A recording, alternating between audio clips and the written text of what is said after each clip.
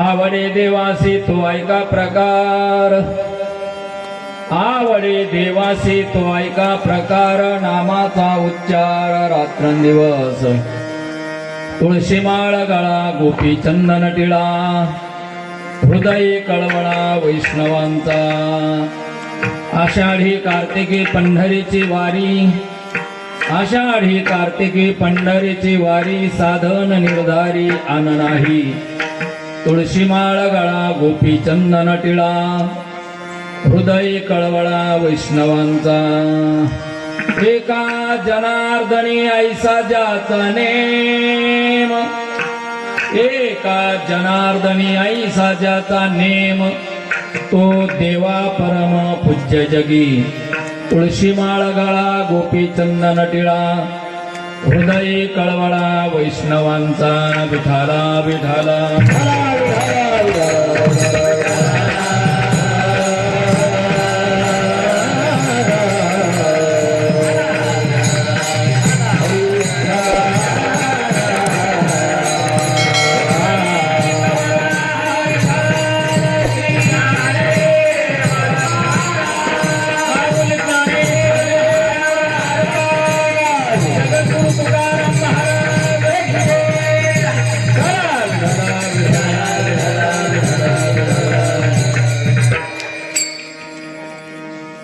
हरे समचरण सरोजम सांद्र नीलांबुदाभम, जघननिहित पाणिं मंडन मंडनानां, तरुण तुळशी माला कंधरं कंजनेत्रं, सदय धवलहासं विठ्ठलं चिन्तयामि। पांडुरंगात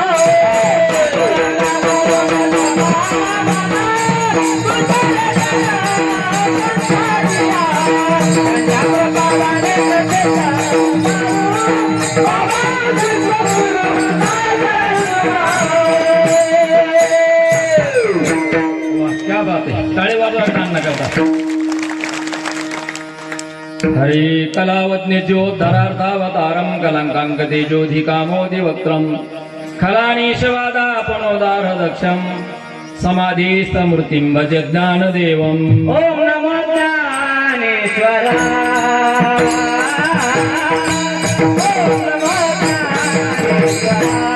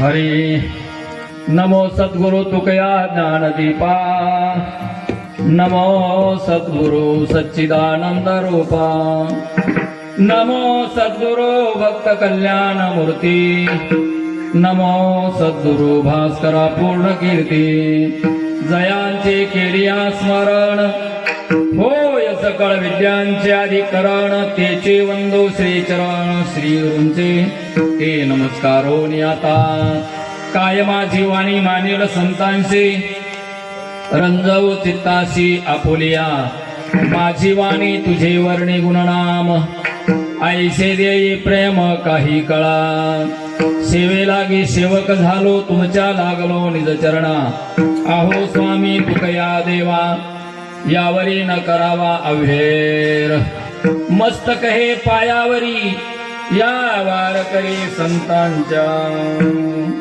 यैव यैव यैव यैव यैव यैव यैव यैव आवोनिया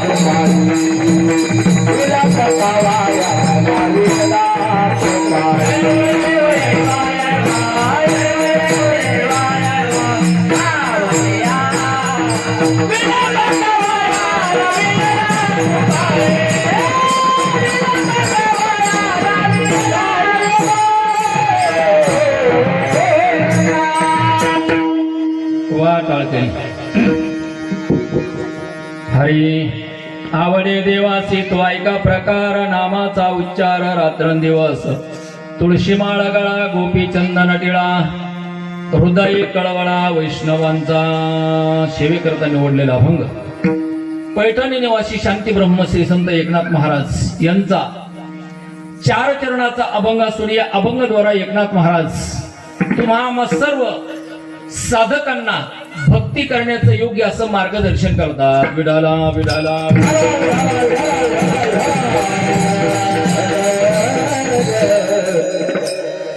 सेवेला आरंभ करण्यापूर्वी सर्वांना लढीवाळपणाची विनंती. समोर बसलेले जे वटेवर बसलेले माणसं आहेत ना, समोर पायऱ्यावरती, नेम असा आहे कीर्तनाच्या गादीच्या वर बसू नये. ऐकणाऱ्याने बरं का दोष लागत असतो. आज बसले तरी माझं काय जाणार नाही, पण कीर्तनाला येऊन जर दोष पदरात पडत असेल तर ते नाही केलेलं बरं. वा वा, धन्यवाद. तरुण मंडळी करता टाळे वाजायला सगळ्यांनी ऐकल्याबद्दल वा. असं नेम आहेत बरं का. कीर्तनाच्या गादीच्या वर त्याच्या वरती ऐकणार आणि बसू नये असा नेम आहे व्यासपीठाच्या वर. म्हणूनच आपण शिव महापुराण कथा अशी वर ठेवतो, हे की नाही, स्टेजवर असतात, त्याच्यावर फलंग असतो, सगळ्याच वर असते, आणि त्याच्यावर जर ऐकणारे जाऊन बसले तर दोष लागत असतो. म्हणून सर्वांना धन्यवाद ऐकल्याबद्दल. शेवेला आरंभ करण्यापूर्वी अल्पसा परिहार द्यायचा तो असा. महाशिवरात्रीच्या पर्वकालामध्ये साधू संतांनी जगाच्या उद्धाराकरता घालून दिलेली ही नामसप्ताहाची दिव्य परंपरा, ती परंपरा आपण जोपासत आहात. याही वर्षी अगदी भगवंताच्या कृपेने, साधू संतांच्या आशीर्वादाने, सर्व ग्रामस्थांच्या अनमूल्य अशा सहकार्याने, टाळकरी मंडळीच्या उपस्थितीमध्ये आणि महाराष्ट्रातील एक ख्यातनाम गायनाचार्य, परमार्थातील निष्कलंक जीवन आणि ईश्वराने ज्यांच्या आवाजामध्ये अशी काही जादू भरलेली, आवाज ऐकल्याबरोबर कसलाही मनुष्य असला तर त्या ठिकाणी क्याच होतो, असे महाराष्ट्रातील एक नामवंत गायक माझे बालसवंगडी हरिभक्तपरायण वसंत महाराज नगरकर यांच्याही मार्गदर्शनाने, अजून काही साधू संतांच्या आशीर्वादाने, संयोजनाने, नियोजनाने चालू असणारा नामयज्ञ, त्या चालू वर्षातील नामयज्ञातील आज माझ्याकडे आलेली 6व्या दिवसाची कीर्तन रूपी सेवा आहे. तुम्हा सर्व श्रोतृ सज्जनांचं दर्शन आज माझ्या जीवनामध्ये जे प्राप्त झालंय, तुमची सर्वांची वाङ्मयीन सेवा करण्याचा योग माझ्या जीवनामध्ये जो आज प्राप्त झालाय, तो हरिभक्तपरायण वसंत महाराज नगरकर उर्फ अण्णा यांच्या माध्यमातून आज या ठिकाणी सेवेचा योग आलेला आहे. इथे आल्यानंतर अप्रतिम अशा प्रकारचा आनंद सोहळा या ठिकाणी उपभोगायला मिळलेला आहे. कारण असं आहे बघा, ज्ञानाराज माऊली ज्ञानेश्वरीमध्ये वर्णन करतात, जमीन किती कसदार आहे हे जर पाहायचं असेल तर जमिनीचा कसदारपणा कशावरून ठरवला जातो? जमिनीमधून कोंब किती पॉवरफुल वर निघलेला आहे त्यावरून जमिनीचा अशा प्रकारचा पोत सांगितला जातो, जमिनीचा कस सांगितला जातो.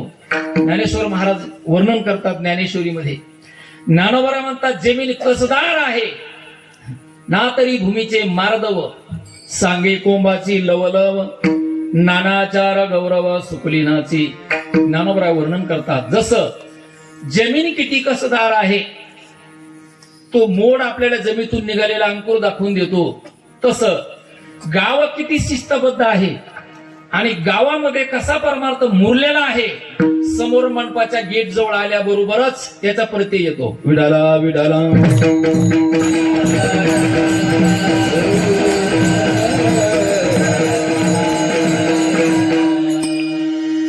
अगदी कीर्तनकाराबद्दल, साधू संतांनी घालून दिलेल्या परंपरेबद्दल किती आदर असावा, त्या परंपरेबद्दल किती प्रेम असावं. मला वाटतं हे जर आता पाहायचं ठरलंच तर मला वाटतं भालगावाकडेच या ठिकाणी यावं लागेल पाहण्याकरता.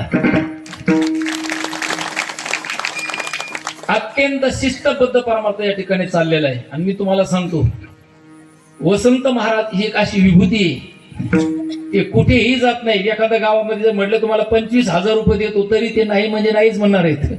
पण जिथे त्यांचं मन रमेल आणि लोक आपला शब्द उचलतात, पाळतात, या ठिकाणी मात्र वसंत महाराज आवर्जून उभे असतात. आज टाळ घेऊन महाराज उभे आहेत. कारण बऱ्याचशा गावामध्ये त्यांना खूप आमंत्रण असतात, ते 1-2 दिवस पण जात नाहीत. पण जिथे योग्य वाटेल आणि गावाचं प्रेम, आता मी सांगतो तुम्हाला, वसंत महाराज या ठिकाणी येण्याची त्यांची इच्छा असो अथवा नसो, पण मी ठामपणे सांगू शकतो, गावचं प्रेम त्यांना या ठिकाणी आणल्याशिवाय सोडत नाही आणि सोडणार नाहीच. कारण प्रेमात ही ताकद आहे. अत्यंत उत्कृष्ट अशा प्रकारचं नियोजन आहे, संयोजन आहे.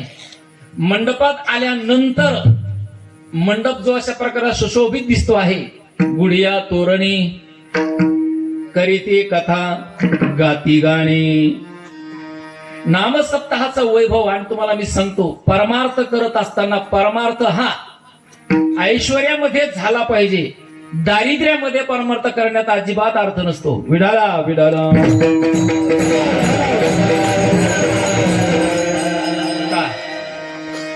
आपला देवच एवढा श्रीमंत आहे, एवढा श्रीमंत आहे, त्याच्यासारखा जगामध्ये दुसरा कोणता देव श्रीमंत नाही. तुम्ही म्हणाल बालाजी, बालाजी त्याचाच अवतार आहे.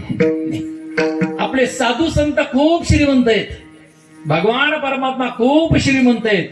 मग श्रीमंतांचा संसार करत असताना एखाद्या गावातील प्रतिष्ठित घराणे, उच्च कोटीचं घराणे, कुलवान घराणे, तर त्या कुलवान घराण्याची जबाबदारी, त्या असणाऱ्या कुलवान घराण्यामध्ये जे महिला आहेत त्यांची जबाबदारी आहे की आपल्या या घराचे कुलाचार किती वाढवायचा आहे, किती ठेवायचा आहे, जशी त्यांची जबाबदारी आहे तसं साधू संत ऐश्वर्य संपन्न आहेत.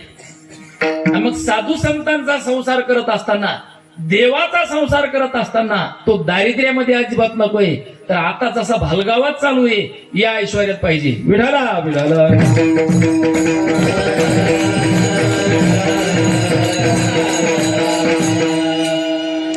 महाराज फेटा बांधून निघल्यानंतरच तिथूनच सुरुवात असते, झेंडामध्ये हातामध्ये घेऊन. आणि तरुण मंडळ अगदी उत्साहाने हिंदवी स्वराज्याचे संस्थापक छत्रपती शिवाजी महाराज यांचा जे जयकार करत महाराजांना मंडपापर्यंत आणतात, इथपर्यंत आणतात की खऱ्या अर्थाने तरुणाच्या अंतःकरणामध्ये असणारी श्रद्धा या ठिकाणी अनुभवायला मिळते.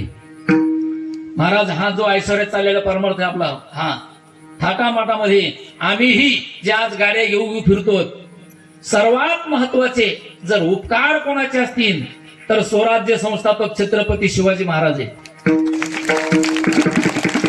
छत्रपती शिवाजी महाराज जर जिजाऊ मातेच्या पोटी आले नसते तर आज माता माऊलींच्या कपाळावर कुंकू दिसलं नसतं, वसंत महाराजाच्या गळ्यात टाळ दिसला नसता, माझ्या डोक्याला फेटा दिसला नसता, मृदंगमणीच्या हातामध्ये मृदंग दिसला नसता, आणि आश्रम मंडपामध्ये तुम्ही ऐकायला लोक दिसले नसते. हे सगळं जे घडतंय हे अलौकिक उपकार, अलौकिक आविष्कार छत्रपती शिवाजी महाराजांचा आहे. कारण जर शिवाजी महाराज नसते तर या ठिकाणी अशा प्रकार झाला असता, आपली सगळ्याची सुनता झाली असती, कपाळावर गंध आपल्या दिसला नसता, माता माऊलींची आबरू विशीला टाकल्या गेली असती. पण सगळ्याच्या अशा प्रकारे संरक्षक छत्रपती शिवाजी महाराजामुळेच या ठिकाणी आज हिंदू धर्म या ठिकाणी जागृत आहे. आणि साधू संतांनी जी दिव्य परंपरा घालून दिली आपल्या नामसप्ताहाची, साधू संतांनी जो आश्रयदाते असणारे छत्रपती शिवाजी महाराज मागे भरमपाठ असा पाठिंबा होता, म्हणून साधू संतांनी मोकळ्या मनाने भक्तीचा डांगोरा त्या काळामध्ये सुद्धा पिटलाय. सहजासहजी शक्य नव्हतं. औरंगजेबासारख्या त्या ठिकाणी सुलतानी मोगलाई या ठिकाणी उन्मत्त झालेली होती, पण ती मोगलाई खुडून काढण्याचं काम माझ्या छत्रपती शिवाजी महाराजांनी केलेले आहे. विठाला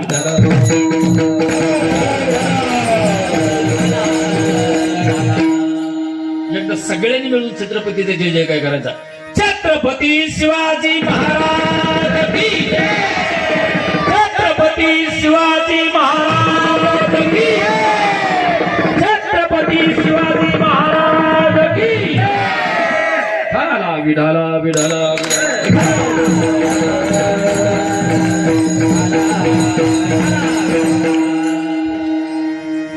अत्यंत प्रेमयुक्त अंतकरणाने चाललेला नामसप्ताह अशा प्रकारचा आहे. आज सुशोभित असणारा हा मंडप आणि भरगच्च भरलेला या ठिकाणी श्रोतृसज्जन आणि मंडप. कारण या भागामध्ये मी आजच नाही तर जवळजवळ 20 वर्षापासून फिरवतोय बऱ्याच ठिकाणी, पण एवढ्या महिला आणि इतक्या सुसज्ज सांगायचं काम नाही. अगदी अटेन्शन मध्ये महिला मंडळ या ठिकाणी जसं मंडपामध्ये बसलेले, पुरुष मंडळ ऐकण्याकरता भरपूर आहे. आता बऱ्याचशा गावामध्ये गेलं तर भला मोठा मांडव, बर का, बऱ्याचशा गावामध्ये आम्ही जातो पाहतो, भला मोठा मांडव पण आतमध्ये 5च मांडव असते. मांडव खूप मोठा पण आत 5च मांडव असते महाराज. पण इथं तसं नाही महाराज, भरगच्चे समाज आहे. आणि हे प्रतीक जर कशाचा असेल तर साधू संतांनी घालून दिलेल्या या परंपरेवर असणारा आपलं प्रेम आहे म्हणून ही गर्दी आहे. विठाला विठाला.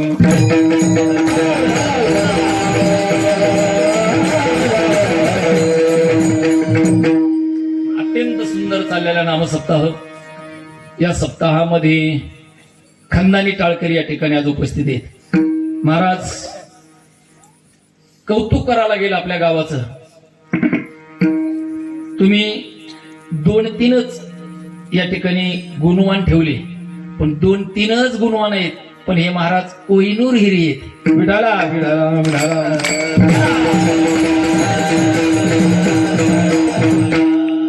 कारण वसंत महाराज बाळू महाराज दोघच आहेत, पण 25च्या जागेवरती दोघच आहेत आज काम करू शकतात. बऱ्याच वेळेला काही काही गावामध्ये खूप गुणवान असतात बरं का, खूप गुणवान असतात, पण कोणाचे कोणाला मेळ नसतो. आणि बहुतेक तर सप्ताहामध्ये गावातली लोकांनी टाळ करून भरपूर उभं राहायचं, पण गुणवान जे बाहेरचे बोलायचे मोजकेच बोलायचे, थोडीच बोलायची, पण त्यांनाही आनंद द्यायचा आणि त्यांचाही आनंद घ्यायचा. कारण का, मोजके गुणवान जर असतील तर कार्यक्रमाला शोभा येते, आणि भरपूर जर गुणवान असणे तर बऱ्याच वेळेला कीर्तनाचं वाटोळं होण्याची शक्यता असते. माता माऊलींना असं विचारतो मी, घरामध्ये जास्त पाहुणे आल्यानंतर स्वयंपाक होतो का मोजके पाहुणे आल्यानंतर चांगला स्वयंपाक होतो? 50 पाहुणे आले तर माता माऊलीने त्याच पद्धतीने स्वयंपाक करतात. मग एक नाही, जर जास्तच पाहुणे वाढले तर माता माऊली त्या ठिकाणी स्वयंपाक करतात. मग घे बादली आणि टाक वर्णामध्ये त्या ठिकाणी. पण जर थोडे पाहुणे असतील तर माता माऊली स्वयंपाक सुद्धा चांगला करतात. तसं थोडेच गुणवान असतील ते कीर्तन सुद्धा चांगलंच रंगवतात. विठाला विठाला.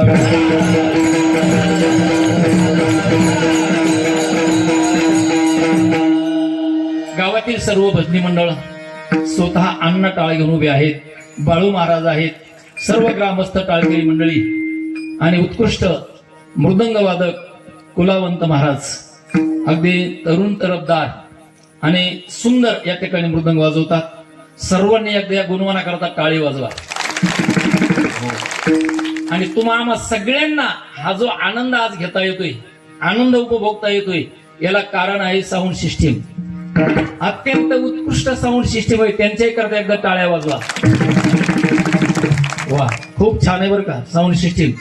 थोडासा मला गेन द्या. हॅलो. वा, गायकांना पण खुश ठेवा, कारण तुमचा प्रचार आहे ते, तुमच्या सिस्टीमचा प्रचार म्हणजे जिवंत वर्तमानपत्र म्हणजे गुणवान असतात. विठाला विठाला.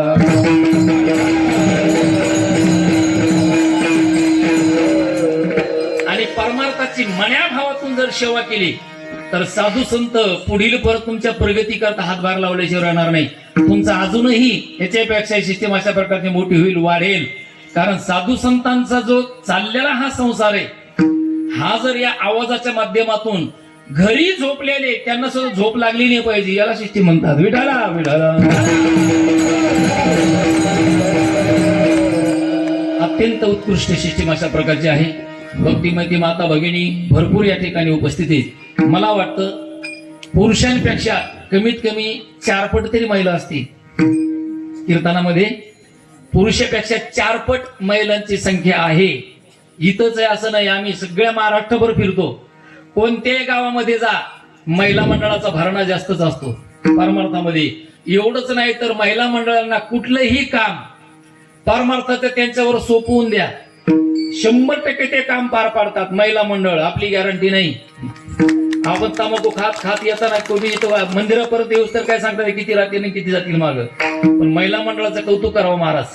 महिला मंडळ खरोखरच बघा तुम्ही, महिला मंडळ एक मंदिरात देवाच्या दर्शनाला जरी घरी निघाल्या घरून तरी का मी आता महिला मंडळ कधीच जाणार नाही. कुंकवाचा करांडा घेतील, तांदूळ घेतील, हळद कुंकू घेतील, अगरबत्ती घेतील, फुलं घेतील आणि देवाच्या मंदिरात वाहण्याकरता जातात. आपलं तसं नाही. आपण चालता चालता अर्धे चपला काढतो देवाला जी हरी घालतो निघतं, पण आपलं तसं नाही. पण महिला मंडळाचं खरोखर कौतुक आहे या ठिकाणी. महिला मंडळ देवाच्या दर्शनाला गेल्यानंतर तिथे सुद्धा त्यांची भावना वेगळी असते.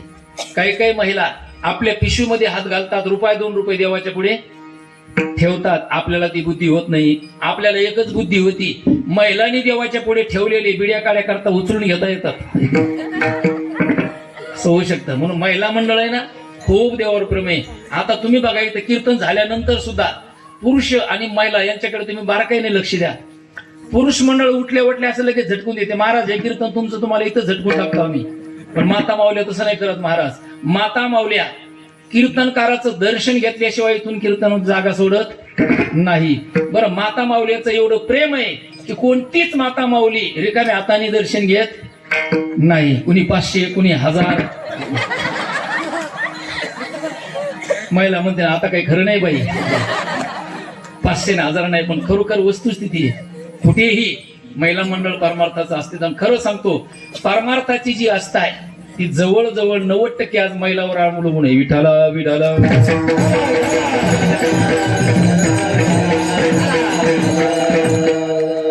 आणि या ठिकाणचे तरुण मंडळ मला खूप उत्साही वाटले, खूप उत्साही वाटले. आणि खरोखर सप्ताहामध्ये गावातील कोणत्याही कामामध्ये गरज आहे ती तरुण मंडळाची. जगद्गुरु तुकोबरायाने तरुण तरुण तरुण नेमका कोण, नेमका तरुण कोणाला म्हणायचं तर जगद्गुरु तुकोबराय सांगतात, जो हरी कीर्तनामध्ये नटतो खऱ्या अर्थाने तो मात्र तरुण भाग्यवंत नटे हरी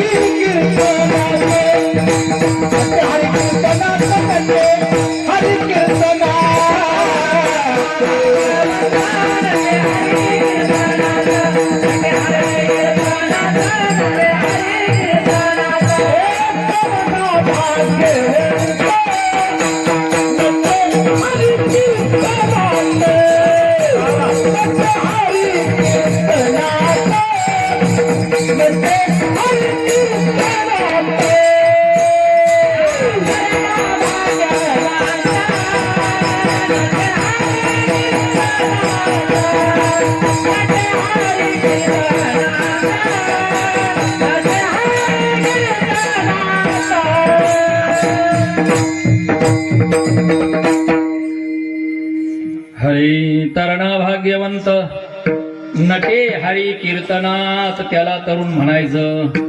पण आज बऱ्याचशा गावाच्या तरुणांचा जर विचार केला महाराज, त्यांना सप्ताहाची अलर्जी, भजनाची मंदिराची त्यांना अलर्जी. बरेचसे मुलं बाहेरच्या गावामधले, आपल्या गावातले मुलं खरंच कौतुक करण्यासारखे. काही काही गावातले मुलं डीजे पुढे पॅन्ट फाटूस तर नसतात बरं का. पण हरिपाठाकडे यायचं म्हटलं, मंदिराकडे सप्ताहामध्ये भाग घ्यायचं म्हणलं की अजिबात जमत नाही. पण आपलं गाव आपोआत्मक आहे. सगळे तरुण मंडळी या ठिकाणी आज उपस्थित आहेत आणि खरी त्यांचीच गरज आहे महाराज. हे बाकीचं जतन करण्याकरता त्यांचीच गरज आहे ना. जसं तुकोबरायाने म्हटलं, माझ्या वडिलाची मिराशी गा देवा, तुझे चरणसेवा पांडुरंगा. हे पुढं जतन करण्याची त्यांची खऱ्या अर्थाने पुढे गरज आहे.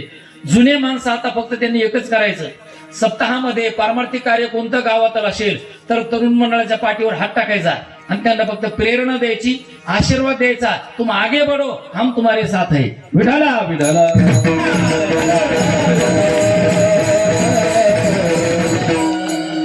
असो, प्रस्तावने जास्त वेळ घाला तर अभंगाचं चिंतन बाजूला राहील. तुम्हाला जाता सुरुवातीलाच एक सूचना देतो. कीर्तन ऐकत असताना एकदम सर्वांगाचे कान करून कीर्तन ऐका. कारण कीर्तनामध्ये जर आपण इकडे तिकडे पाहण्यात ह्याच्यात वेळ घातला तर ऐकण्याची लिंक तुटते. जर तुम्हाला अभंगच खरोखर कळून घ्यायचा असेल तर त्याकरता अगदी लक्ष देऊन कीर्तन ऐकलं पाहिजे. ही तुमची सगळ्यांची जबाबदारी. आणि या अभंगाला विशेष अगदी सार्थ रूपाने न्याय देण्याचं काम मी करतो. विठाला विठाला.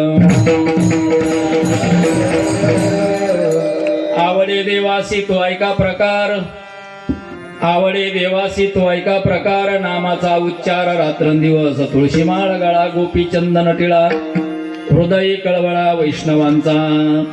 श्री संत एकनाथ महाराज या अभंगामध्ये देवाला आवडणाऱ्या भक्तीचे प्रकार सांगतात. कारण तुम्ही आम्ही सगळे देवाची भक्ती करणारेच आहेत. या जगाचा जर विचार केला तर जगामध्ये एकही प्राणी तुम्हाला असा दिसायचा नाही की तो देवाची भक्ती करत नाही. प्रत्येक देवाची भक्ती करतो. फक्त कोण कोणत्या देवाची करील, कोण कोणत्या देवाची करील, पण प्रत्येक माणसाकडे जर आपण पाहिलं तर ते जीवन स्वभावातच भक्तिप्रधान जीवन आहे. कशावरून? ज्ञानोबा वर्णन करतात. ऐशेनी हा सकाळ जगडंबर निखिळ श्रद्धेचा जे केवळ ओतला असे. प्रत्येकाच्या अंतकरणामध्ये श्रद्धा आहे. श्रद्धा मयोवियो पुरुषः अयम पुरुषः श्रद्धमया असती. म्हणजे प्रत्येक पुरुष प्रत्येक जीव श्रद्धेने ओतपोत भरलेला आहे.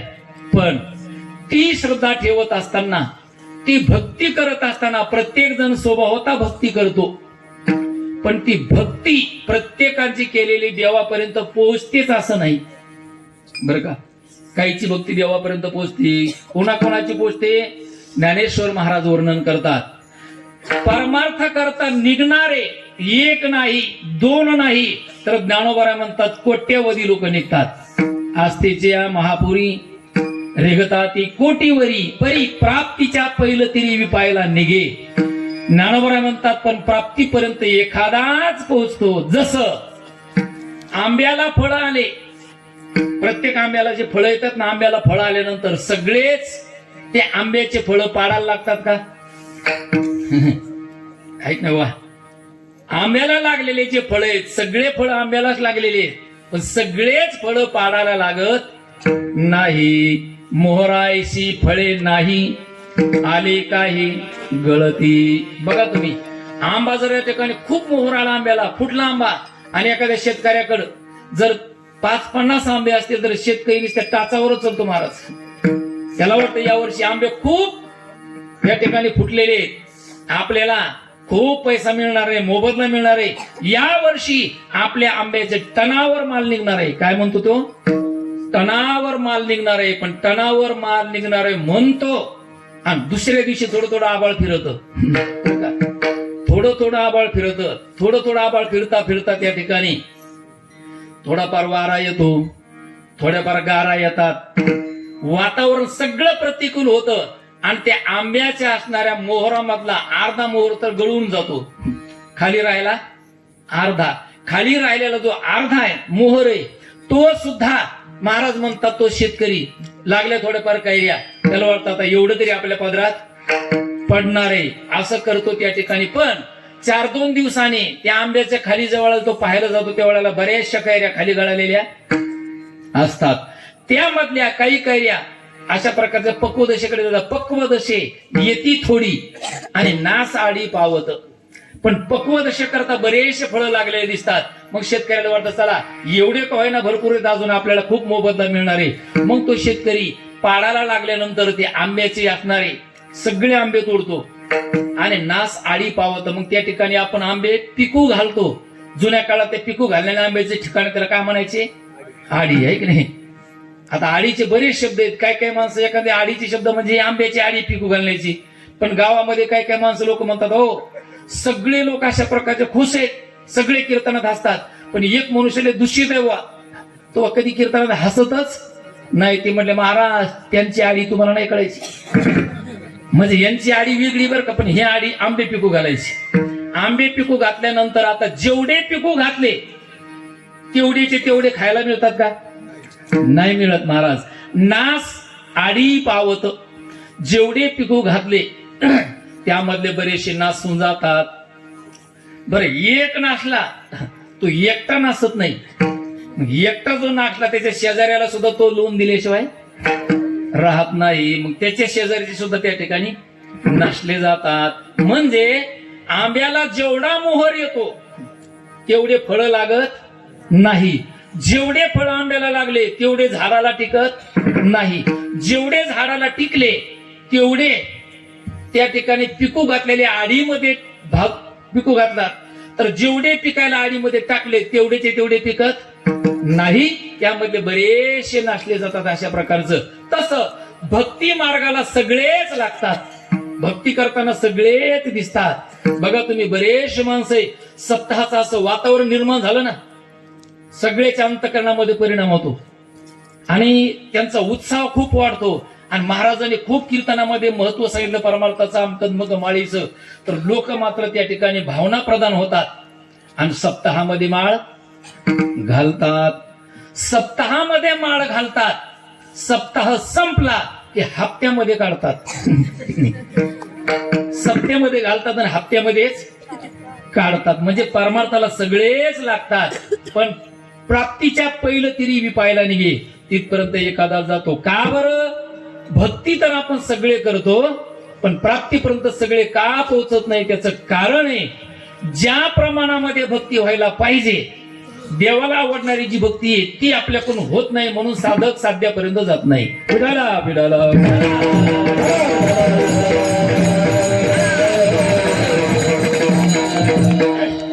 पण एकंदरीत एकनाथ महाराजांच्या अभंगामध्ये देवाला नेमकी कोणती भक्ती आवडते, भक्ती केलेली देवाला नेमकी कोणती भक्ती आवडते, हे आवडीचे काही प्रकार या अभंगामध्ये सांगतात. लक्ष देऊन ऐका.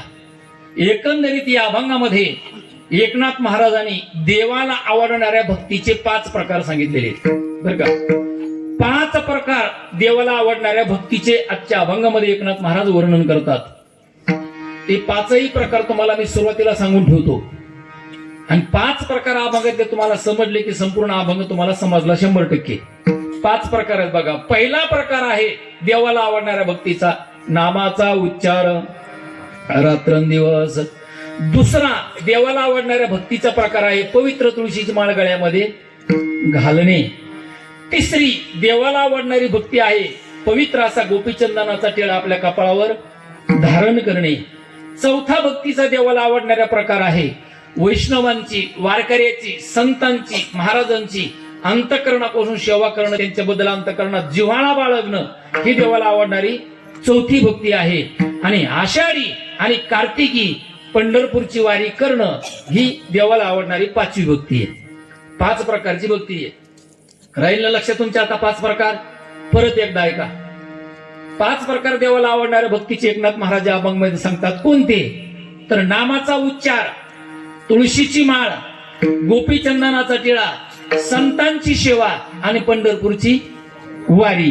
या 5 प्रकाराने भक्ती केली की ती मात्र 100% देवाला भक्ती आवडते. आणि एकनाथ महाराज म्हणतात या 5 प्रकाराने भक्ती करण्याचा नेम ज्या महापुरुषाने, ज्या असणाऱ्या सत्पुरुषाने आपल्या जीवनामध्ये या 5 प्रकाराने भक्ती करण्याचा नेम जीवनात केला तर त्याचं प्रयोजन फार मोठं सांगितलं महाराज.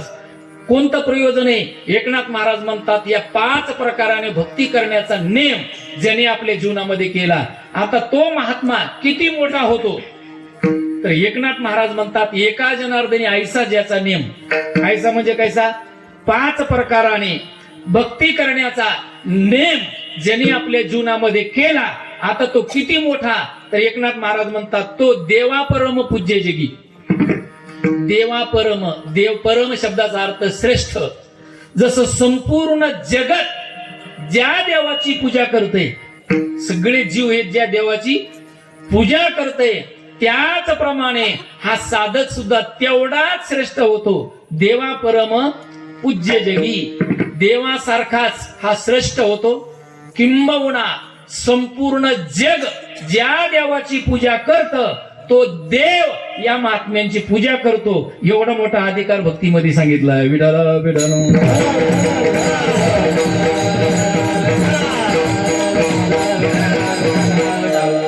असे एकंदरीत 5 प्रकार अभंगाचा सरळ भावार्थ तुमच्या पुढे मांडलाय. 5 प्रकाराने भक्ती करणारा. भक्ती करत असताना एक मनुष्य आवडीने भक्ती करणार आहे आणि एक जीव सवडीने भक्ती करणार आहे. आवडीने भक्ती केली तर देवाला आवडते, सवडीने केलेली भक्ती देवाला आवडत नाही. तुम्हाला सुरुवातीला सांगून ठेवतो, जी भक्ती करायची आहे मुळामध्ये ती भक्ती देवाच्या आवडीची असावी. आणि जर केलेली भक्ती देवाला आवडली नाही तर त्या भक्तीने आपल्याला जे मिळवायचं साध्य देव, तो देव प्राप्त होत नाही. म्हणून एक सांगतो तुम्हाला मी, भक्ती करत असताना कल्पना करा, पत्नीने पतीची सेवा करावी पण ती पतीच्या आवडीची असावी बर का. शिष्याने गुरुची सेवा करावी, ती सेवा गुरुच्या आवडीची असावी. भक्ताने देवाची सेवा करावी, ती केलेली सेवा त्या देवाच्या आवडीची असावी. आणि जर केलेली सेवा त्यांच्या आवडीची होत नसेल तर ज्याच्याकरता केलेली सेवा आहे ते फळ आपल्या पदरात पडत नाही. विडाला विडाला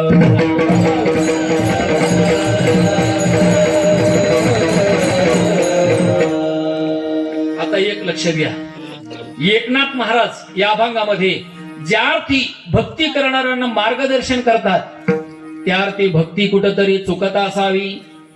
कारण सांगावं कधी लागतं माणसाला? चुकल्यानंतर. जो चुकतो त्याला सांगावं लागतं, जो चुकतच नाही त्याला सांगायचं कारण पडत नाही, अजिबात नाही. जो चुकतो त्यांना कल्पना करा, मुळामध्ये जो भक्तीच करत नाही त्याचा विचार करायचं कारण नाही. जो भक्ती करतो आणि 100% आवडीची भक्ती करून मुक्त होतो, देवाची भक्ती करून मुक्त होतो, त्याचा विचार करायचं कारण नाही. पण जो भक्ती करतो पण प्राप्तीपर्यंत अजून गेला नाही त्याचा विचार करावा लागेल. चला दुसरं उदाहरण सांगतो. जो मुलगा शाळेत जात नाही त्याचा विचार करू नका. जो मुलगा शाळेत जातो आणि खूप अभ्यास करून 100% मार्क घेऊन पास होतो त्याचा पण विचार करायची गरज नाही. पण जो शाळेत रोज जाताना दिसतो, रोज अभ्यास करताना दिसतो, पण परीक्षेचा पेपर ज्या वेळेला लिहितो आणि रिझल्ट आणायला ज्या वेळेला जातो त्या वेळेला अनुभव येतो फर्स्ट क्लास नापास. आता याचा विचार करावा लागेल की नाही? याचा विचार करावा लागणार आहे. बरं, याच्यापेक्षा अजून तुम्हाला कळण्याकरता सोपं सांगतो. जो नावेमध्ये बसला नाही, शास्त्र सांगतं त्याचा विचार करू नका. जो नावेमध्ये बसला आणि ना गंगेच्या पहिल्या तीराला जाऊन पोहोचला त्याचा पण विचार करू नका. पण जो नावेमध्ये बसलाय, रात्रभर नाव ओलवली पण अजून पलीकडच्या तीराला पोहोचला नाही, मग याचा विचार करावा लागेल की नाही? नाही का? अजून आहे का? जो आजारी पडला नाही त्याचा विचार करू नका. जो आजारी पडलाय, डॉक्टरची ट्रीटमेंट घेतली, पथ्य पाळले आणि 100% रोग मुक्त झाला त्याचा पण विचार करायचं कारण नाही. पण आजारी पडलाय, डॉक्टरकडे गेला, डॉक्टरने गोळ्या दिल्या, औषधं दिले, पथ्य पाळतो, गोळ्या औषधे खातो, पण कवडीचा सुद्धा गुण यायला तयार नाही. आता याचा विचार करावा लागेल की नाही? आता तो हो म्हणा ना. नाही, स्टॉक संपला माझा जवळ. तुम्ही म्हणाल विचार काय करायचा? आता एक लक्ष द्या नाही का परत. का विचार करायचा? तर विचार केल्यानंतर चूक कुठं झाली ते लक्षात येतं. कुठं त्रुटी झाली, नेमकी उणीव काय राहिली, नंतर आपल्या लक्षात येतं. समजा डॉक्टरकडे जातोय, गोळ्या औषध घेतो वेळेच्या वेळेला, पण गुण काय येत नाही. एका मित्राने विचारलं, का रे बाबा 6 महिने झाले मी पाहतो तू गोळ्या औषध रोज पितोय, औषध पितोय, गोळ्या खाताना दिसतोय, पण तुझ्या प्रकृतीमध्ये काय अजून बदल दिसत नाही, नेमकं काय घडलं असं? तो म्हटलं अहो तेच कळत नाही, रोज औषध पितो. म्हटलं कसं पितो मला सांग बरं. कारण त्या मित्राने विचार केला, एवढे दिवस गोळ्या खाऊन सुद्धा औषधे पिऊन सुद्धा याला गुण येत नाही, याचा अर्थ याची ट्रीटमेंट घेताना कुठंतरी चूक होती. काय होतं नेमकं? म्हणून तो गेला मित्राला, म्हणलं बघू दे काय दिलं डॉक्टरनी.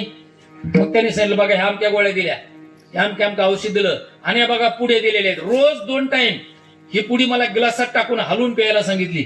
हे बघा मला तुमच्या समोर मी करतो, तुमच्या जसं सांगितलं तसंच करतो. मग त्यांनी काय केलं, ती जी पुडी होती औषधाची मानलेली ती पुडी न सोडता तशीच ग्लासात टाकली आणि 5 मिनिट हलवली आणि मग पिऊन टाकली. आता मला सांगा कागदासकट पुढे पेलं तर गुण येईल का मरण येईल? म्हणजे मित्राच्या लक्षात आलं की औषधं घेऊन सुद्धा गुण काय येत नाही. पण कधी कळलं? शोध घेतल्यानंतर कळलं की याची ट्रीटमेंट औषध घेताना चुकली. डॉक्टरने सांगितलं हलवून द्या, पण नुसतं औषध टाकणं हलव का पुढी सकट. म्हणजे लक्षात आलं. जसं व्यवहार नाव्यामध्ये बसले, 4 तास नाव ओलवली, नावेचे ते ओल्ले मारले 4 तास. एक जण म्हटलं अरे किती वेळ झाला आपण नाव ओळखतो, नदी एवढी मोठी कशी आहे रे, अजून पहिलीकडचा काठ आला नाही. दुसरा म्हणला अरे बाबा पुढचा काठ जाऊ दे, कधी येणे काय जाऊ दे, मागं अंतर किती काढलं ते तरी बघ. आणि मग त्यांनी मागं बघितलं तर नाव जागेवरच होती. बाकीचे म्हणले अरे 4 तास नाव ओलवली अजून पलीकडे तीराला गेलं नाही, काय कारण झालं, नेमकं घडलं काय, नेमकं कशाला गुंतली बघू बरं.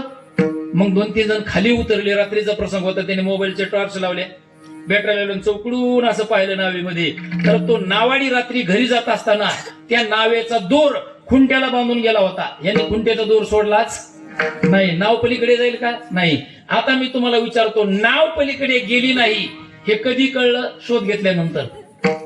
शोध घेतला, चूक नेमकी कुठं होते, आणि मग लक्षात आलं की नाव आपण सोडलीच नाही.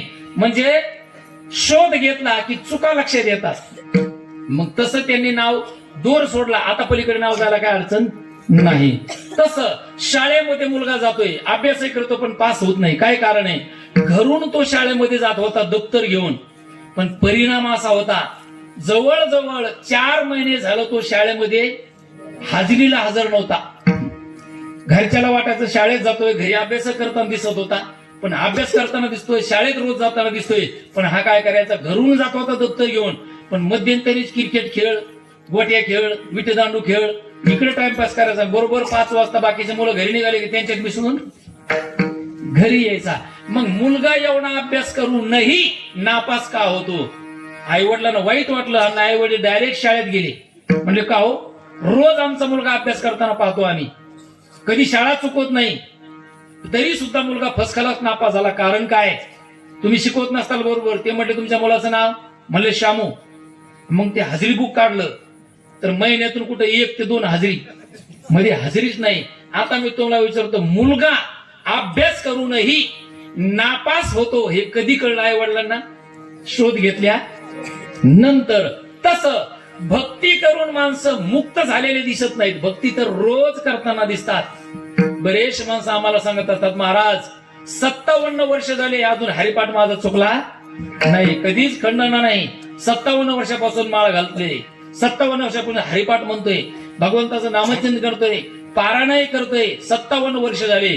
पण 57 वर्ष झालं परमार्थ करताना दिसतोय, पण गडी अजून जागेवरच पुढे सरकलेला नाही, पुढे सरकत नाही. आम्ही नेहमी विनोदाने म्हणून सांगत असतो, काय काय भक्ती करणारे कसे सांगू तुम्हाला मी, काय काय भक्ती करणारे. काही काही मुलांना शिक्षक शिकून शिकून शिक्षक मरून गेले, पण मुलगा पहिलीतच पुढे काय सरकारला नाही. तसं भक्ती करताना, आजीवन भक्ती करताना दिसतो, आयसा अखंड भजन करी उगा नशे क्षणभरी आगविनी गावाद्वारी आहे व जैशी. अखंड भजन करताना दिसतो, पण प्राप्तीपर्यंत गेलेला दिसत नाही. विठाला विठाला.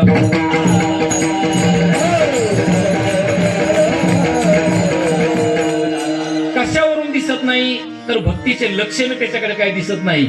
वास्तविक नियम असा आहे, भक्ती केल्यानंतर 100% त्या साधकाला प्राप्ती होतेच. साधू संतांचा अनुभव आहे. ज्यांनी ज्यांनी भक्ती केली आणि भक्ती केल्यानंतर त्यांना प्राप्ती झाली, साधू संतांचे उद्गार आहेत. जगद्गुरु तुकाराम महाराज म्हणतात, आम्ही देवाची भक्ती केली आणि भक्ती केल्यानंतर आम्हाला प्राप्ती झाली, आनंद मिळाला, सुख मिळालं, समाधान मिळालं. कारण साधू संतांचे उद्गार आहेत. सदा नाम घोष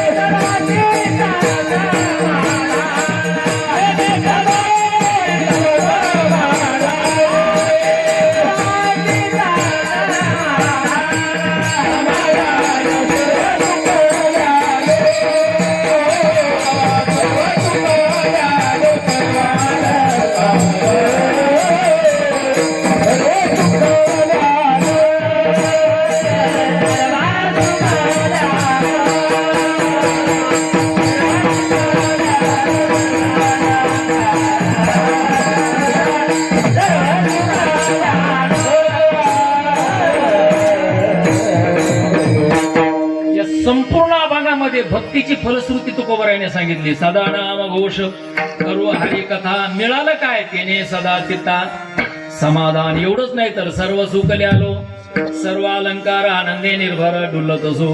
आसो आईसा कोठे आठवची नाही, देहीच विदेही भोगो दशा. तो कामने आम्ही झालो अग्निरूप आणि लागून येजो पाप पुण्याअंग. संपूर्ण अभंगामध्ये भक्तीची फलश्रुती सांगितली बर का.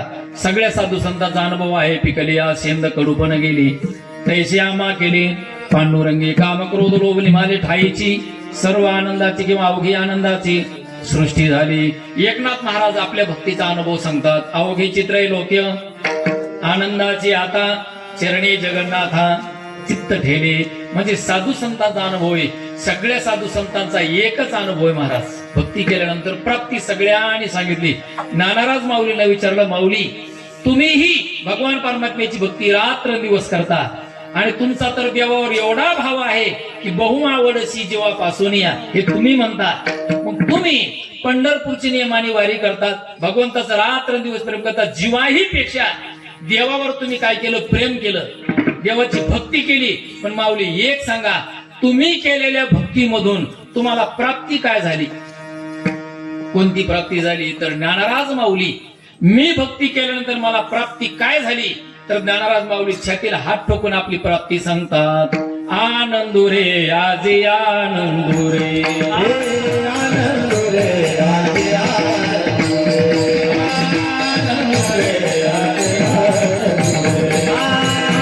आनंदुरे आजी आनंदुरे, आनंदुरे आजी आनंदुरे. सभाया परमानंदुरे, सभाया परमानंदुरे,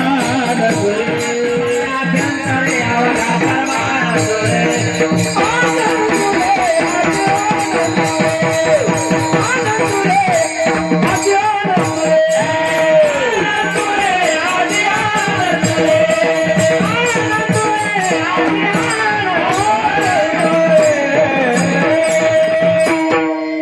साधू संतांचे उद्गार आहेत महाराज. भक्ती केली आणि प्राप्ती झाली, स्वाभिमानाने सांगितलं आनंदुरे आजी आनंदुरे. किती आनंद झाला? सभायाभ्यंतरी अवघा परमानंदुरे. एकनाथ महाराज म्हणतात सगळं त्रैलोक्य आनंदाला प्रतिदिन आलं. सगळे साधू संतांचा अनुभव भक्ती केले की प्राप्ती निश्चित आहे. पण भक्ती करूनही प्राप्ती होत नाही, त्यावेळेला समजायचं भक्ती कुठंतरी चुकत असावी.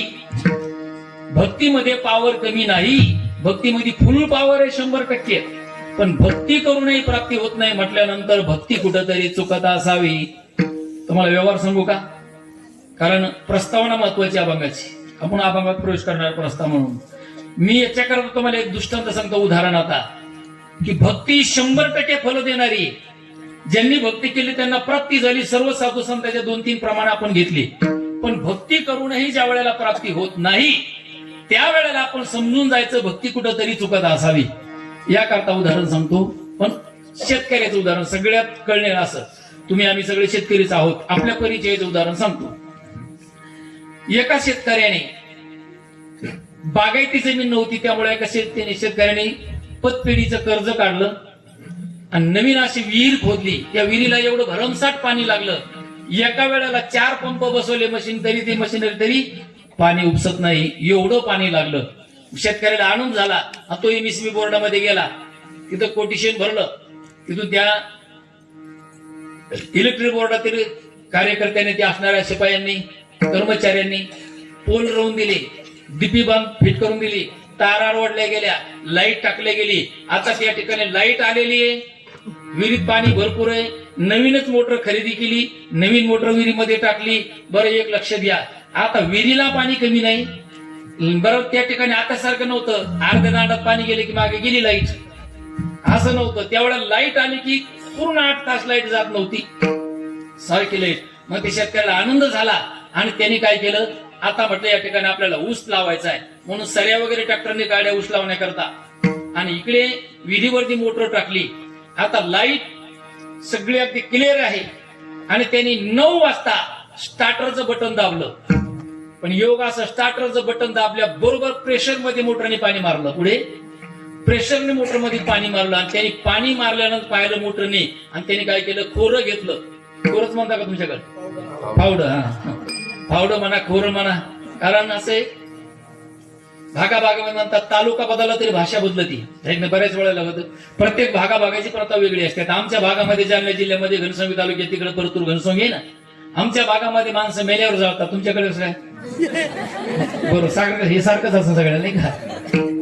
म्हणजे खोरं म्हणा, फावडं म्हणा, त्यांनी घेतलं आणि 12 देण्याकरता म्हणा, पाणी देण्याकरता ऊसाकडे गेला. पण योग असा, सकाळी 9 वाजता स्टार्टरचं बटन दाबलं, मोटर प्रेशर मध्ये पाणी फेकत होती. पण योग असा, मोटर 9 वाजल्यापासून 12 वाजेपर्यंत मोटर सारखं पाणी मारत होती, पण पाणी अजून ऊसापर्यंत गेलं नाही. आता तुम्ही सगळे शेतकरी आहात, मी तुम्हाला विचारतो, मोटर 9 वाजल्यापासून 12 वाजेपर्यंत प्रेशर मध्ये पाणी मारत होती, तरी सुद्धा ऊसापर्यंत अजून पाणी गेलं नाही. का गेलं नसेल बरं? प्रत्येकाने विचार करणं, उत्तर द्या. हा वा, योग्य उत्तर दिलं. याचं लक्ष देऊन ऐकणं म्हणतात त्याला. कारण ऊसाकडे पाणी जाण्याकरता जो दांड तयार केला असतो, दंड म्हणा दांड म्हणा, त्याला पलान म्हणतात काही भागामध्ये, पण कमी अधिक खड्ड्या खुट्याच्या रस्त्यामध्ये वाट असते. मग काही ठिकाणी जर खड्डा असेल तर जास्त माती टाकावी लागते आणि त्या दांडाने पाणी तिकडे न्यायचंय. पण योग असा, पाण्याचं प्रेशर वाढल्यामुळे जी माती टाकलेली होती दोन्ही बाजूने दांड केलेला होता, पाण्याच्या प्रेशरमुळे दाब आला आणि तो दांड कुठेतरी फुटला. आणि जर खड्ड्याच्या ठिकाणी दांड फुटला तर ऊसाकडे पाणी जाईल का? नाही. आता विहिरीत पाणी कमी आहे का? नाही. मोटर बंद पडलेली नाही, लाईट गेलेली नाही, पण विहिरीमध्ये पाणी भरमसाठा असून 100% फुल पॉवर मोटर पाणी देत होती, पण ऊसापर्यंत पाणी गेलं नाही. याचा अर्थ दांड कुठेतरी फुटला. हे जसं उदाहरण आहे ना, तसं 57 वर्ष झाली भक्ती करतोय तरी सुद्धा परमार्थातला अजून एकही अनुभव यायला तयार नाही. समजायचं आपला पण दांड कुठेतरी फुटला, कुठेतरी गडबड झाली, आपली भक्ती कुठेतरी चुकली. कारण का? जगद्गुरु तुकाराम महाराज म्हणतात, भक्ती करणाऱ्या साधकाकडे पाहिलं तर त्याचा चेहरा गुलाबाच्या फुलासारखा टवटवीत असायला पाहिजे, सफरचंदासारखे घाल पाहिजे, अत्यंत प्रसन्नता. कसं तर ज्ञानोबा म्हणतात तसं, दर्शनी परिशेष्टी पुण्य पुरुष. जो पारमार्थिक महात्मा आहे त्याच्याकडे पाहिल्यानंतर त्या असणाऱ्या त्रिविध तापाने तापलेल्या संसारिक जीवाला आनंद होतो. हा भक्तीचा काय परिणाम आहे. भक्ती त्याच्या चेहऱ्यावरून दिसली पाहिजे. पण एकनाथ महाराज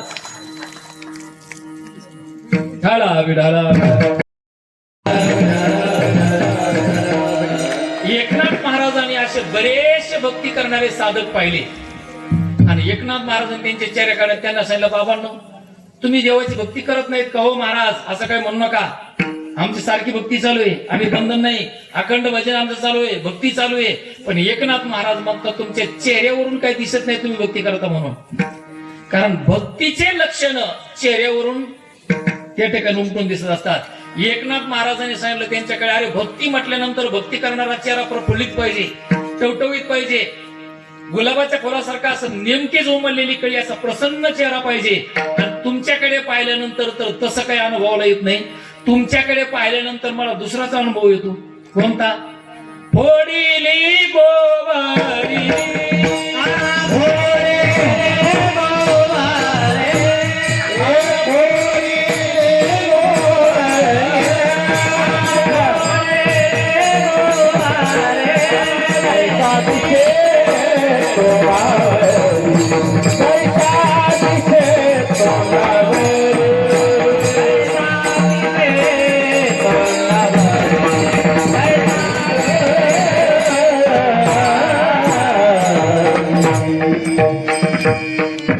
महाराज त्यांच्याकडे पाहून म्हणतात, फोडिली गोवरी जैसी दिशे तोंडावरी. तुमच्या चेहऱ्यावर तर सुरकुत्या पडल्या, प्रसन्न चेहरा वाटत नाही. याचा अर्थ भक्ती तुमची कुठेतरी चुकत असावी. त्यांना सांगितलं तू भक्ती करता, पण एक सांगा कशी करता भक्ती?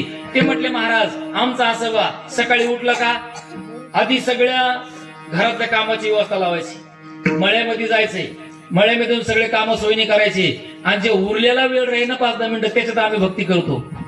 बरेचसे माणसं भक्ती करताना सकाळी हरिपाठ म्हणताना दिसतात, देवपूजा करताना. पण देवपूजा करता करताच बायकोला म्हणतात, का ग गाडीची वेळ झाली, चहा झाला का? इकडे गंध उघडायचं काम चालू आहे, झाला का चहा? ओतला का कपात? येऊ दे, इकडे गंध उघडतोय. तुकाराम महाराज म्हणतात असं नाही जमत. तुला 1 तास करायची, 1 तास नाही, तू 10 मिनिटं कर, पण कशी कर? करावी ती पूजा मनीची उत्तम. मन इकडे तिकडे भटकू देऊ नको. मनाने उत्तम प्रकारे देवाची भक्ती केली की त्या भक्ती करत असताना मनामध्ये प्रपंचाचे दुसरे कुठलेच विचार नको. ज्या वेळेला प्रपंच करायचा तर प्रपंचच करायचा, आणि ज्या वेळेला परमार्थ करायचा तर परमार्थाकडेच एकनिष्ठ राहायचं. पण तुम्ही भक्ती करता ते म्हटले असं नाही जमा बाबा, तुम्ही भक्ती करता ते तुमच्या सवडी अनुसार भक्ती उपयोगाची नाही. ते म्हटले अरे बाबा, जी भक्ती करायची, ज्याची भक्ती करायची ती त्याच्या आवडीची असली पाहिजे. मग ते साधक म्हटले, एकनाथ महाराज आतापर्यंत आमची अशीच चालली होती बुवा मनमाने, पण आता तुमचं दर्शन झालं, बरं झालं तुम्ही भेटले. तुम्ही म्हणता देवाची आवडीची भक्ती केली पाहिजे, आता आम्हाला काही कळत नाही, आम्ही अनभिज्ञ आहोत.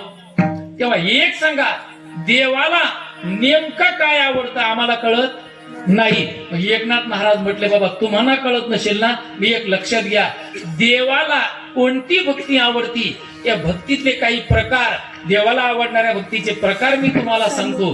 त्यामधला पहिला प्रकार सांगत असताना अभंगाच्या पहिल्या चरणाच्या उत्तरार्धामध्ये नामाचा उच्चार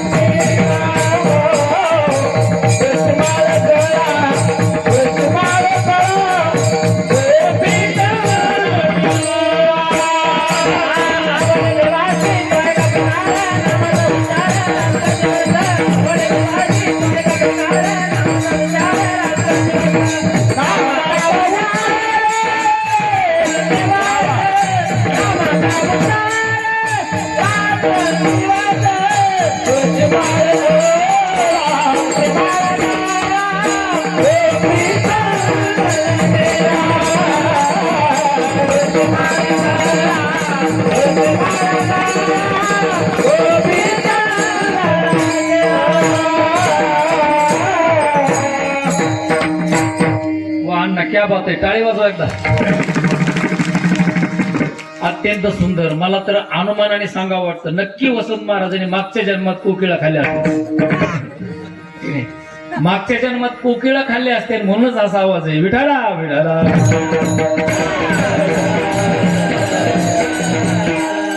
हो, अत्यंत सुंदर चाल लावली महाराजांनी. कोणती चाल आहे? प्रल्हाद शिंदेने गायलेली. नका ग सयानो नका ग सयानो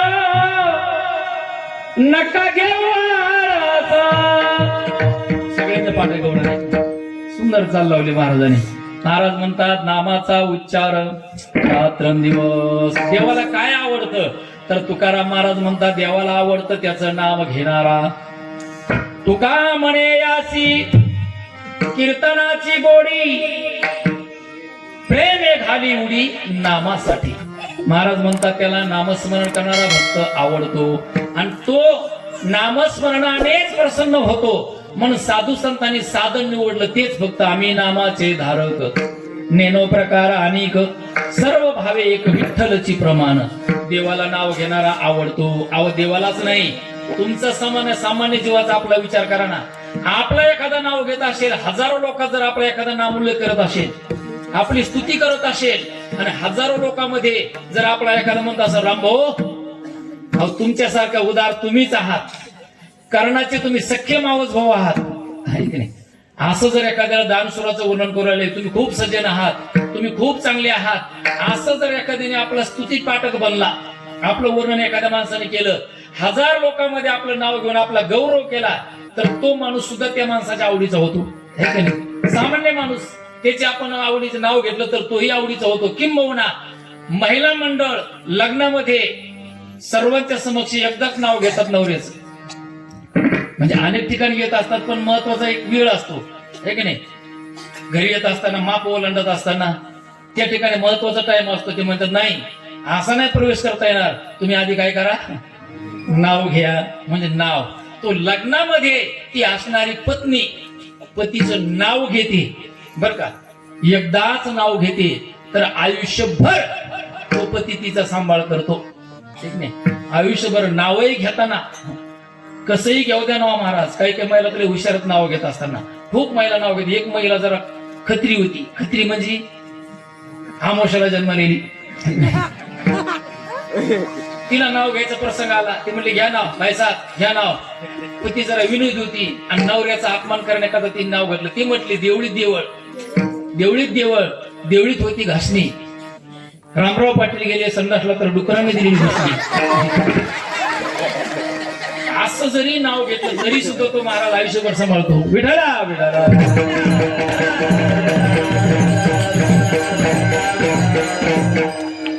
पत्नी पतीचं सर्वात एकदा नाम उल्लेख करते, नाव घेते रामराव पाटील म्हणून, तर आयुष्यभराची जबाबदारी त्याची त्या पत्नीची त्याला करावी लागते. महाराज आमचे साधू संत एकदा घेत नाही, मग नकळे दिवस की राती.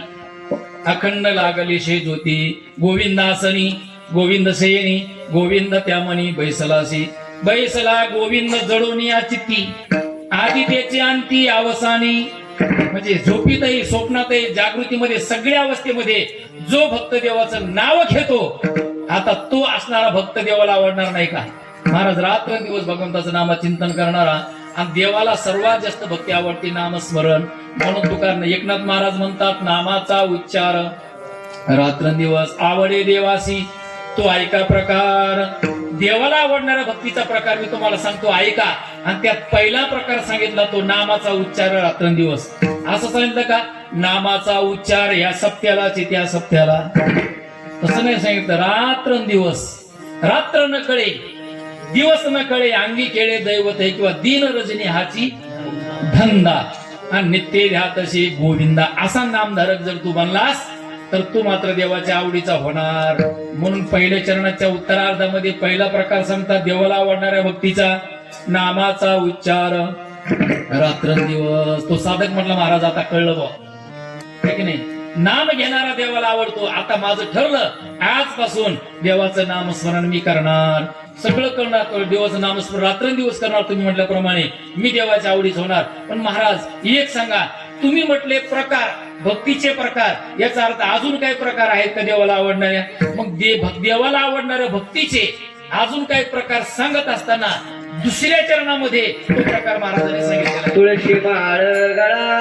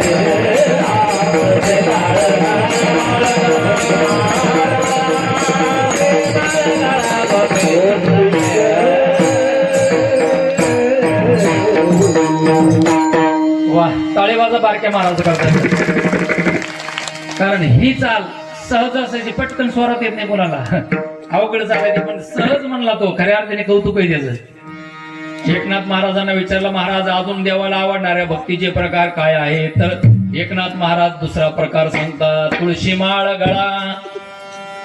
पवित्र अशी तुळशीची माळ आपल्या गळ्यामध्ये धारण करा, कारण देवाला सर्वात जास्त आवडत असेल तर तुळस.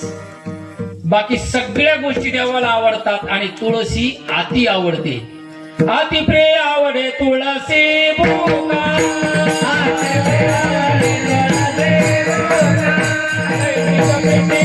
भोळा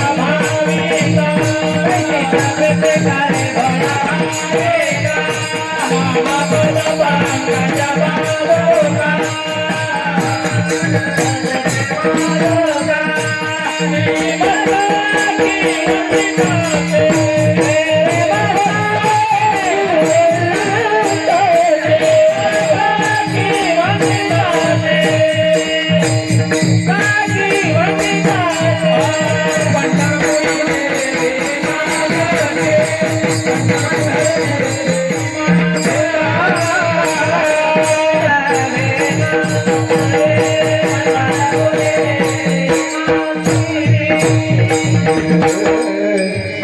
देवाला अति आवडते, अति प्रिय आवडे तुळशी बुका. तुळशी देवाला अत्यंत आवडते, बाकी सगळं आवडतं, तुळस अति आवडते. बघा ना तुम्ही महाराज, साधू संतांनी देवाचं वर्णन करतात ना, आज अब्जाधीश रुपये देवाला अर्पण करणारे भक्त आहेत, मोठमोठे श्रीमंत, हिरे माणिक मोती हे किलोने देवाला अर्पण करणारे माणसं आहेत. पण माणिक मोती बाकीचे हिरे यांचं वर्णन केलं नाही. देवाचं वर्णन करता असताना देवाच्या गळ्यामध्ये जो हार आहे, कोणत्या हाराचं वर्णन आहे? तुळशी हार गळा, आहे की नाही? काशे पितांबर. देवाला तुळस अत्यंत आवडते, तुळस खूप आवडते. आता वेळ आपला संपत आलेला सांगण्याकरता इतिहास वेळ कमी आहे, तरी पण अगदी धावतं सांगतो. एकदा नारद महर्षी द्वारकेमध्ये गेले, सत्यभामेच्या महालात गेले, आणि सत्यभामेच्या महालात गेल्यानंतर सत्यभामेला आनंद वाटला. म्हणजे नारदाला सांगितलं, नारदा आज माझं पुण्य फळाला आलंय, आज तुमचं साधूंचं महात्म्याचं दर्शन मला झालंय. मग नारदाला आसनावर बसवलं. सत्यभामेने नारदाची षोडशोपचारे पूजा केली आणि नारदाच्या समोर हात जोडून उभं राहिले सत्यभामा माता. म्हटले, नारदा माझी एक विनंती आहे तुम्हाला. का? तुम्ही अच्युतात्मे निर्धारी आणि देव तुमचा आज्ञाधारी. तुमचा देव आज्ञाधारी आहे, तुम्हाला सगळं ज्ञान आहे त्रैलोक्यातलं. मला एक सांगा, हाच कृष्ण परमात्मा पुढच्या जन्मात सुद्धा मला पती रूपाने प्राप्त व्हावा, याकरता काही उपाय सांगा. सत्यभामा काय म्हटली? पुढच्या जन्मात सुद्धा कृष्ण परमात्मा मला पती रूपाने मिळावा, याच्याकरता काही उपाय सांगा. नारद म्हटले, लई सोपा आहे. काय ते? म्हटले, नियम असा शास्त्राचा, या जन्मात आपण जी वस्तू दान करू ती वस्तू पुढील जन्मात आपल्याला उपभोगायला मिळते. तुम्हाला कृष्ण पुढच्या जन्मात पण पती रूपाने हवाय ना? म्हटले, हो. मग आता कृष्णाला दान करा. असं म्हटल्यानंतर लगेच सत्यभामा तयार झाली दान करण्याकरता. नारदाच्या हातावर त्यांनी पाणी सोडलं. मी कृष्ण आज तुम्हाला दान करते, आणि कृष्णाला दान करते म्हणून त्या नारदाच्या हातावर पाणी सोडलं. नारदाने तसा हात घेतला, आज सिंहासनाकडे पळत सुटले. देवा हात बघा, हात बघा. देव म्हटले, मी का ज्योतिषी? तसं नाही, पण हात वाला दिसतो का? वाळला. म्हटले, वाला.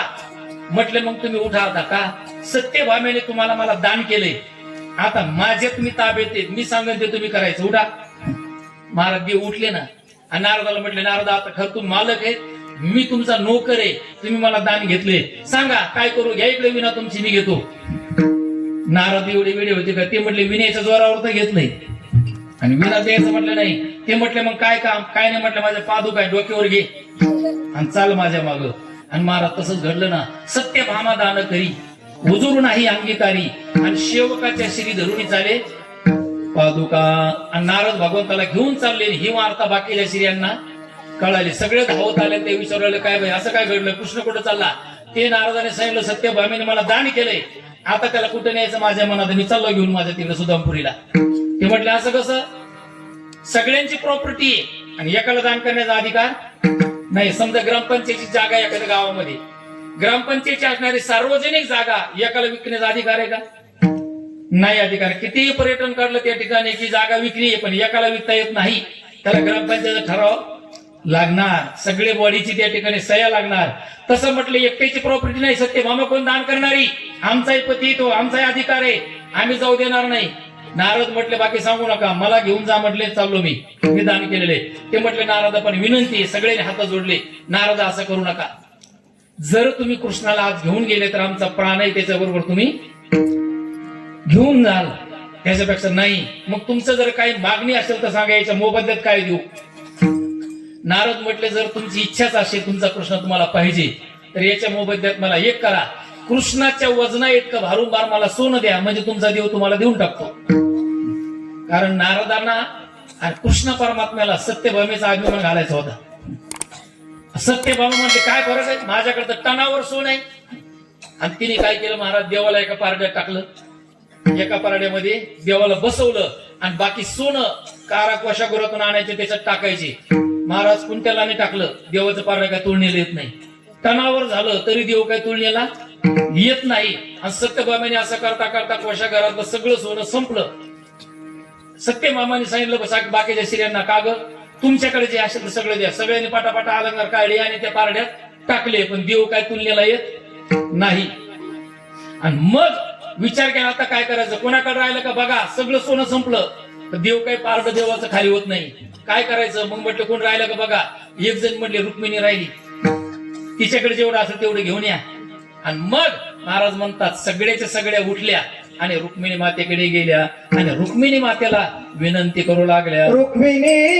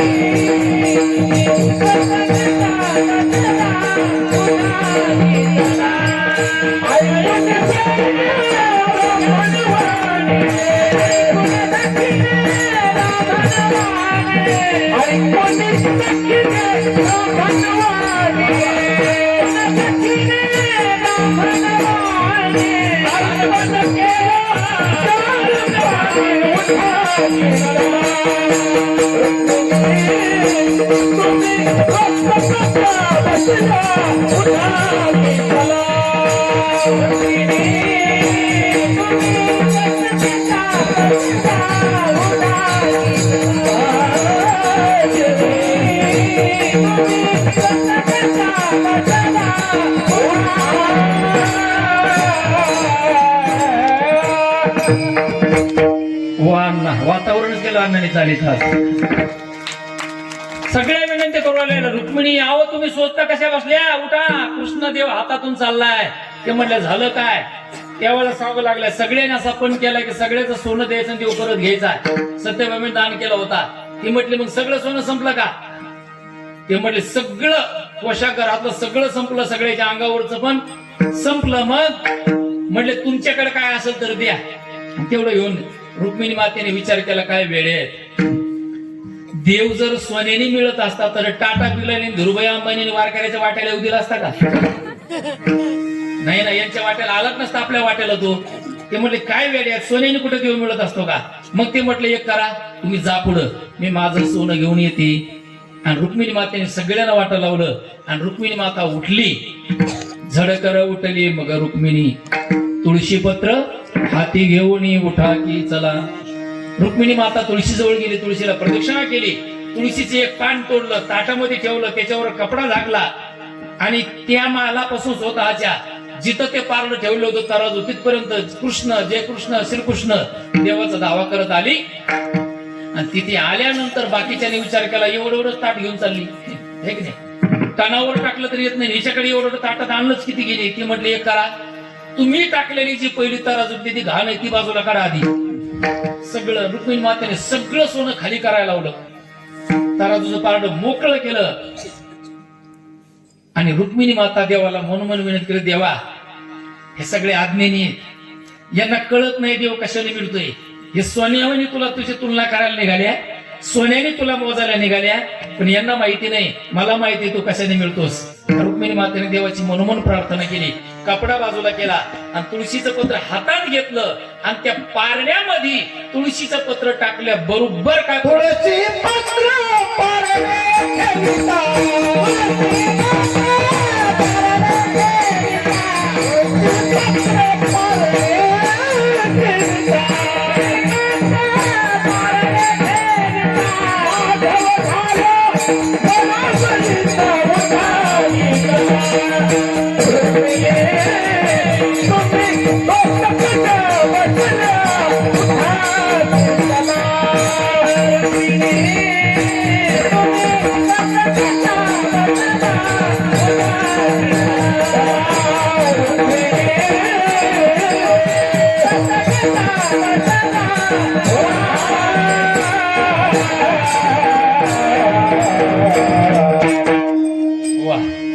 रुक्मिणी मात्र त्या ठिकाणी तुळशी पत्र हाती घेऊन हातामध्ये तुळशी पत्र घेतलं आणि परिणाम तराजूमध्ये टाकल्याबरोबर माधव झाला बरोबरीचा.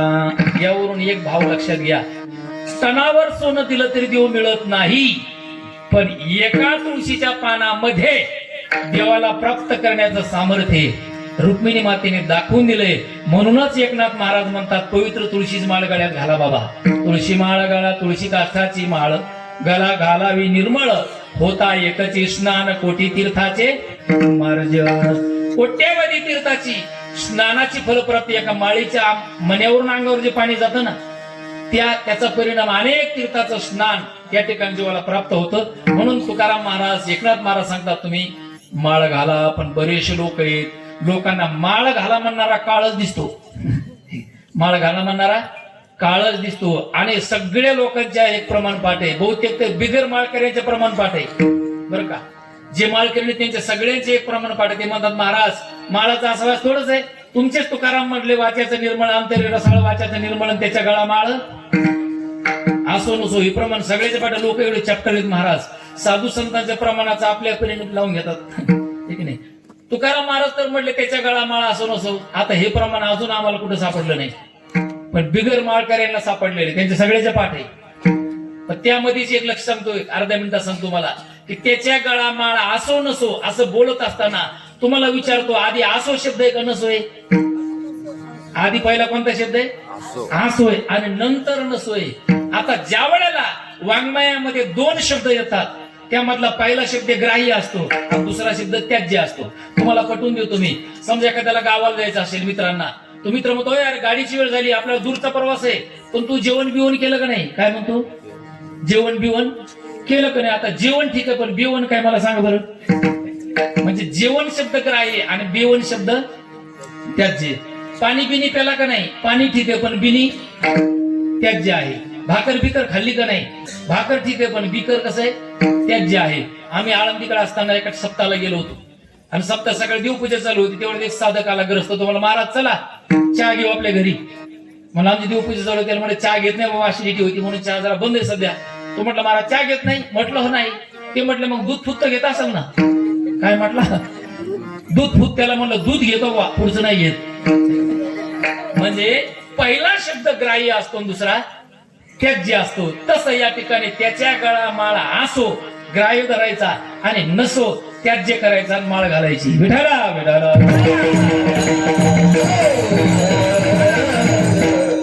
म्हणून तुळशी माळा गळा. बरेचसे माळकरी गळ्यामध्ये माळ असते, पण कपाळ मोकळच असतं, रंडक, कपाळावर गंध नसतो. महाराज कपाळावर गंध लावला पाहिजे. हिंदू कुलामध्ये जन्माला आला असेल आणि हिंदू म्हणून जर जगात वावरत असेल तर तुझ्या कपाळावर गंध असला पाहिजे. हिंदू म्हणून जगण्याचा अधिकार नाही महाराज जर कपाळावर गंध नसेल तर. मला सांगा, कपाळावरचा गंध, समजा वडूच्या बाजारामध्ये अचानक एखादा माणूस तुम्हाला भेटला, ओळख नाही, परिचयाचा नाही, आणि जर समोरून आला आणि त्याच्या कपाळावर गंध नसेल तर त्या वेळेला प्रश्न पडतो, राम राम घालावा का आदाब घालावा? काय प्रश्न पडतो? राम राम घालावा का सलाम घालावा? कारण कशावरून? आता जर त्याच्या कपाळावर गंध आटला तर तुम्ही छाती टोकून म्हणा राम राम पाहुणं.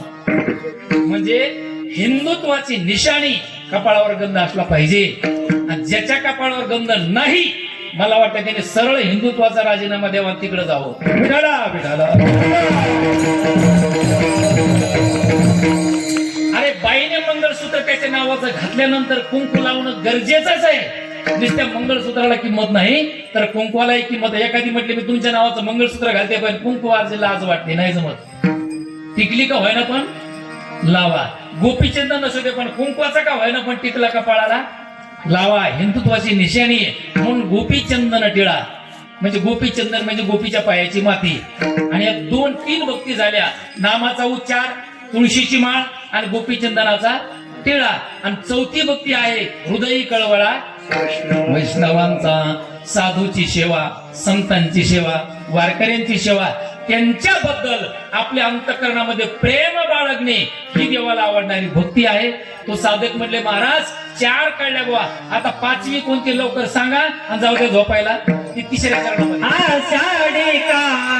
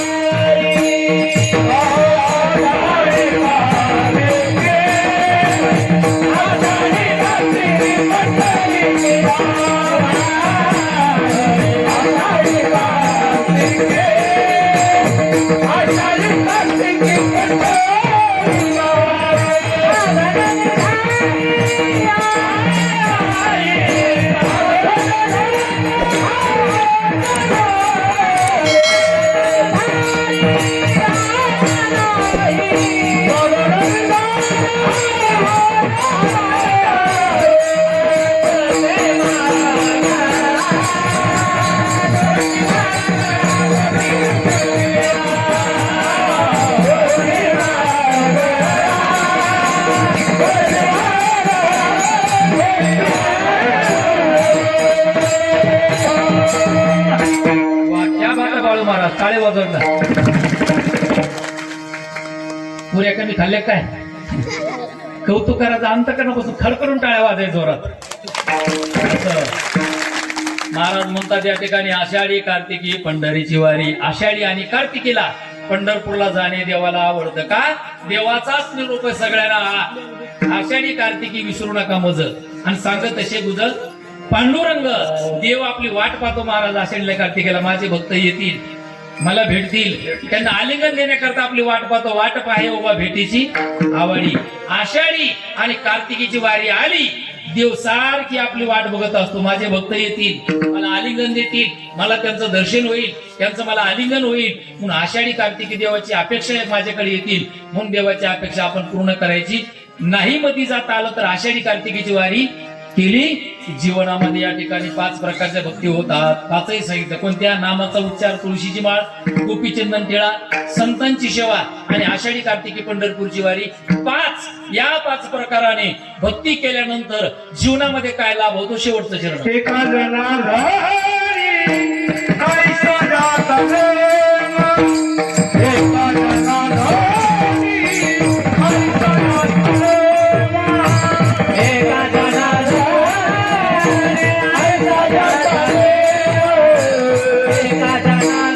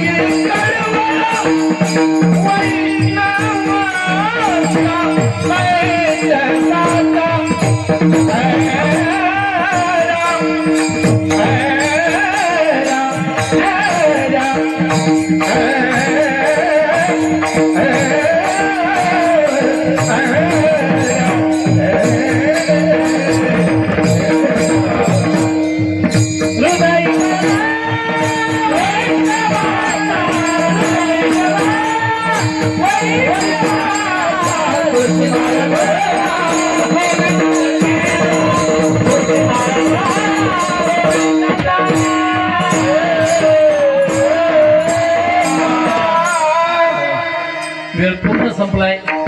सर्व पुरुष मंडळीला विनंती आहे, एकदा सगळे फ्रेश वाटा, हात वर करा सगळे एकदा. आणि महिला मंडळ तुम्ही पण वा, छान आहे, सगळे वर करा सरळ निलगिरी सारखे करा, निलगिरी सारखे करा का सूर्यफूल नका करू असं सरळ. वा वा वा, सगळे एकदा प्रेमाने भजन करायचे. विठोबा कुमार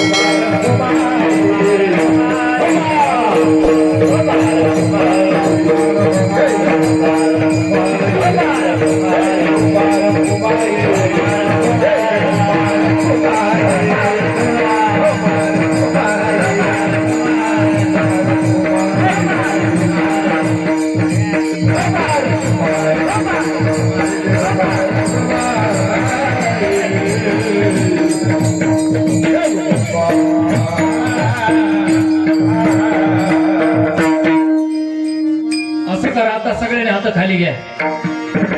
सांगायचंच काम पडलं नाही उभा ठीक नाही. काय माणसं एवढी हुशारी, माझं लक्ष होतं. काय काय केलं, 2-3 वेळा केलं. विठोबा रुक्माई, विठोबा रुक्माई, तिसरी आला इकडे विठोबा इकडे रुक्माई. काय असं नाही बघा, प्रेमाने भजन झालं पाहिजे. सगळ्यांनी प्रेमाने भजन केलं. तसंच एकदा साधू संतांचं भजन करा. शेवेला पूर्णविराम. ज्ञानेश्वर